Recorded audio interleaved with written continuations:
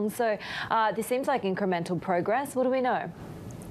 Yeah, it's progress for the bondholders to at least get to the table, of course, at least take the first step towards the first table. You know, that 30-day grace period that went right down to the wire, of course, when Evergrande finally paid that $83.5 million coupon last week, kind of left bondholders, dollar bondholders, in the dark with hardly even a peep out of Evergrande. So, yes, they do want to have those talks about the situation at Evergrande, the situation with asset sales, the situation on various projects which have to get back up and running and generating cash, et cetera, et cetera, et cetera. And according to these advisors, or these sources that are telling Bloomberg News, that the advisors to the bondholders had been approaching Evergrande since mid or early September, but got rebuffed on the talks. But things have changed considerably since then because those asset sales from Evergrande have not materialized, in particular that big cash infusion that would have come from that 51% stake sale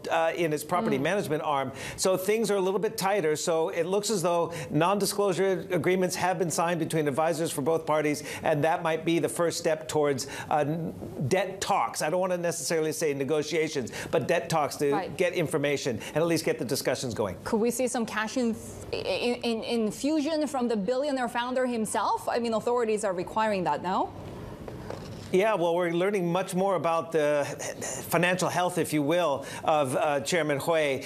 He is said to have lost considerable amount of money. He and his wife own 77% of Evergrande, mostly through a BVI company, British Virgin Islands. So it's a little bit, secretive exactly the state of his assets. But Bloomberg Billionaires Index puts his wealth at about $7.5 billion, down from $42 billion back in 2017. However, we have learned from company filings that since the company went listed in 2009, he's received more than $7 billion in dividend payments, the most among the 80 or so Chinese tycoons that tracked by Bloomberg.